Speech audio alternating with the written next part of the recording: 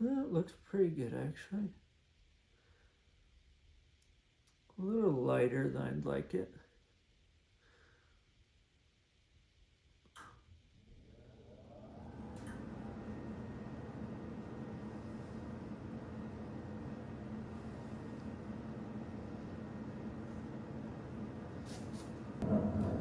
Use the heat gun a little bit here.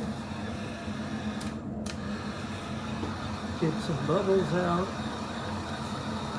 Some of these say bubble-free epoxy, but especially since I mix it with the drill, it can make a lot of bubbles.